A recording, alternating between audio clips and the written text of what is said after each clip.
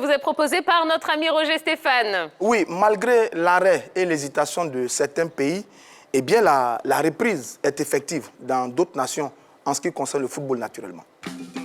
La reprise du football sur le continent est mitigée. La faute au coronavirus qui progresse en Afrique. Pourtant, certains pays ont décidé de faire rouler le ballon. C'est le cas du Burundi et de la Tanzanie qui sont jusqu'à présent les seuls à avoir repris le chemin des stades.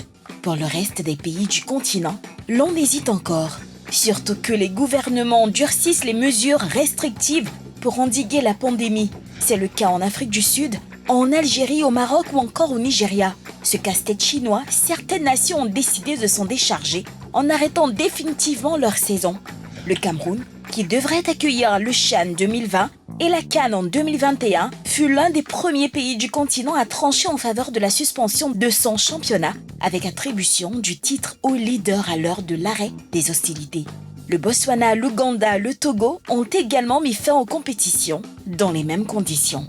Dans la même situation, la Guinée, le Niger, le Cap-Vert, l'Éthiopie, la Gambie, la Guinée équatoriale, le Libéria, Maurice et le Soudan du Sud ont par contre pris la décision de ne pas attribuer de titre de champion pour l'exercice 2019-2020. Toutefois, la CAF a récemment publié des directives afin de guider les associations membres sur le redémarrage des activités du football sur le continent. Une action qui vise à préparer le terrain pour une reprise qui demeure incertaine. Bonne nouvelle pour certains, un peu mitigée pour d'autres, mais parlons justement de ces pays où le foot va reprendre ses droits et accueillons tout de suite Dorgelès Kofi, justement, qui va nous dresser un petit tableau de tous ces pays où le football va reprendre. Bonsoir Dorgelès. Bonsoir Tia, bonsoir la famille. Ouais, salut Dorgelès. Et moi je suis contente, il a retrouvé le chemin des poils roulés Dorgelès. Ah oui, ça faisait bien longtemps. Eh bien Tia, la liste de quelques pays d'Afrique où le football va reprendre ses droits. Allez, suivez-moi. Attention Jojo. Allez, le premier pays, le Sénégal. Au Sénégal, la reprise a été programmée aux alentours du mois de novembre 2020. En Tunisie, on envisage un retour à la compétition, mais à huis clos, août 2020. Au Maroc, bien sûr, les matchs en retard auront lieu entre le 24 juillet et le 8 août 2020. Puis, une fois que le calendrier aura été mis à jour, les 9 journées restantes se disputeront probablement entre le 12 août et le 13 septembre. En Égypte, le 25 juillet 2020, au Gabon, juillet-août 2020, Madagascar, août 2020, Mali entre le 10 et le 12 juillet 2020. Tia, ça sera tout. Merci beaucoup, Dorgelès. Quand vous voyez ça, qu'est-ce que ça vous inspire? Henri Jo, on commence par vous.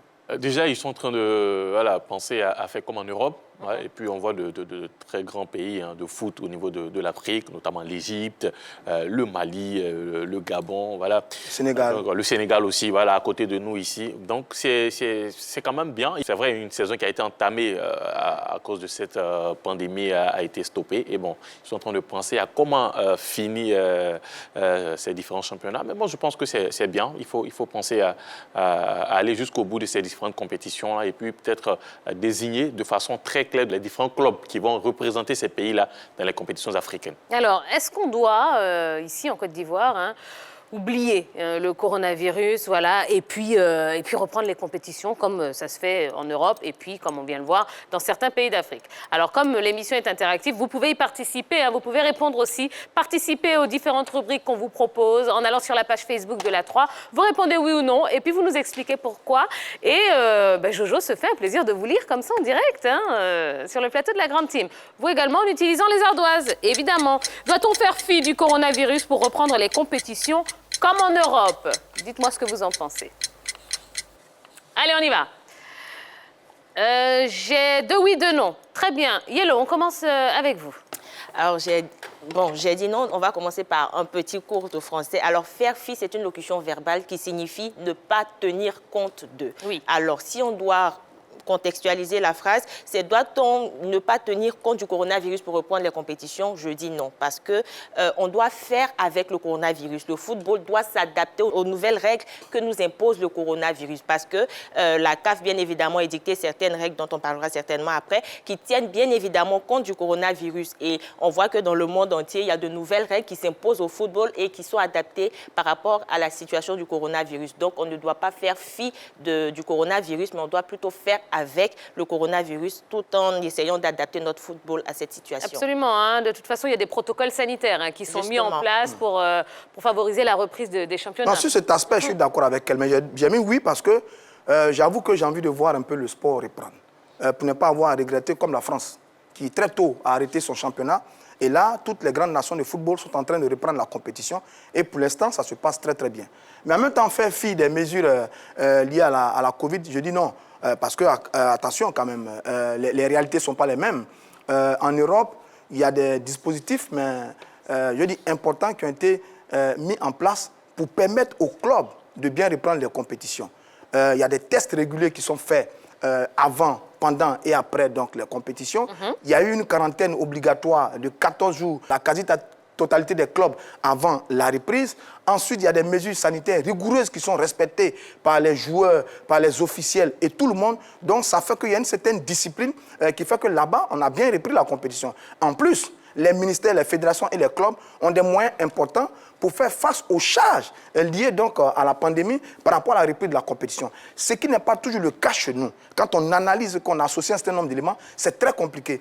Mais j'avoue qu'au fond de moi, j'ai vraiment envie de voir le football reprendre comme ça a repris du côté de l'Italie, du côté de l'Angleterre, du côté de l'Espagne et du côté de l'Allemagne. Alors la CAF a récemment édicté des directives relativement à la reprise des compétitions. Quelles sont ces directives justement, Rijo? Alors, le document est intitulé « Les directives de la CAN pour la reprise du football en Afrique ».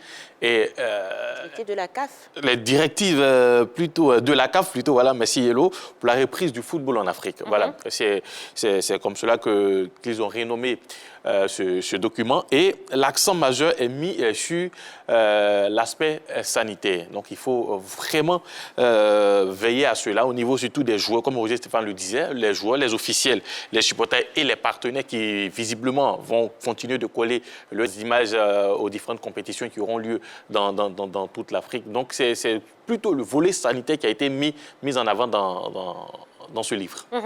Je suis totalement d'accord avec Henri Jo. Actuellement, la priorité, c'est la santé de toutes les parties prenantes du football africain. Alors, que ce soit les joueurs, que ce soit les officiels et bien évidemment les sponsors et tout, la CAF met l'accent sur le côté sanitaire pour voir dans quelle mesure est-ce que les compétitions pourront reprendre. C'est le point majeur de ces directives. Mais sur le sujet, la CAF n'a pas lésiné sur les moyens. C'est une équipe d'experts qui a travaillé sur le document pour pouvoir proposer un certain nombre de mesures à respecter par rapport à la reprise de la compétition. Parce qu'attention à la pandémie, le mal n'est pas encore vécu. Et donc, qu'est-ce qu'il y a? On parle de désinfection des stades. Bien sûr. On parle de tests systématiques des athlètes avant, pendant et après donc, les compétitions. Oui. Et on parle de respect rigoureux des mesures sanitaires globales prises au niveau du monde quant donc à la bataille, dans la bataille face à cette pandémie. Et donc la CAF est très très regardante sur le sujet et forcément elle va suivre le dossier jusqu'à la fin parce qu'effectivement c'est vrai qu'il y a la reprise de la compétition qui est un aspect intéressant, mais il y a aussi le respect de la mesure sanitaire pour sauver des vies. Parce qu'attention, nos installations sanitaires n'ont pas la même efficacité que qu'on a en Europe. Donc à partir de ce moment, la CAF est très très prudente sur le sujet et elle veille au grain. Alors pour être sérieux, il faut s'adapter. Il faut vraiment s'adapter à tout ce qui se fait en ce moment. Et puis si les pays même les plus touchés par le coronavirus, comme l'Italie, l'Espagne, tous ces pays-là ont repris, ce n'est pas nous, même s'il y a des cas ici, ce n'est pas nous qui ne sommes pas vraiment affectés, qui allons retarder la reprise des compétitions. Moi, je pense qu'on peut essayer de tout reprendre et puis voir comment les choses vont se dérouler si on respecte les mesures de restriction données par le gouvernement. Alors moi, je ne sais pas ce que vous en pensez, mais quand je vois toutes ces directives, j'ai l'impression qu'on est quand même en train d'aborder la reprise des compétitions. C'est la volonté de toutes les institutions sportives. La FIFA l'UEFA, la CAF et toutes les confédérations ont envie de reprendre le football. Et tout le monde d'ailleurs. Parce que l'arrêt du football, c'est l'arrêt de beaucoup de choses. N'oublions pas que le football est devenu une activité très importante d'un point de vue business, mais aussi d'un point de vue social, parce que le football aujourd'hui a intégré les habitudes du monde entier. Donc le football est important. Et en plus, tout le monde s'est dit que si on ne reprend pas le football, on va peut-être s'avouer vaincu par rapport à une maladie qui, c'est vrai, fait beaucoup de mal, mais qui, à mon avis, peut être vaincue et dominée par les hommes. Donc le football est un peu comme un espoir. Et tout le monde a envie de jouer au football, de reprendre les activités sportives. Et c'est important. Et n'oubliez pas qu'autour du football, il y a plusieurs activités lucratives. Il y a plusieurs vies qui sont en jeu. Il y a des engagements importants, aussi bien pour les sponsors, pour les partenaires, pour les films, pour les joueurs, pour les athlètes, pour les familles, pour tout le monde. Donc, oui, on a tous envie de voir le football revenir. C'est pour ça qu'on est très heureux de voir ce qui se passe en ce moment du côté de l'Europe. Et bien voilà, donc on espère. On espère. On espère. Ça laisse entrevoir qu'au plan local, on en parlait il n'y a pas longtemps, au plan local, on espère que la fédération va bien regarder avec tout ce qu'il y a au plan local, avec la situation et les mesures de la CAF, et puis peut-être reprendre le championnat et permettre au RCA d'être champion. Bon, d'accord. On verra. Allez, très bien. Eh bien, on continue. Voilà, un petit peu plus d'actu. Ça arrive maintenant.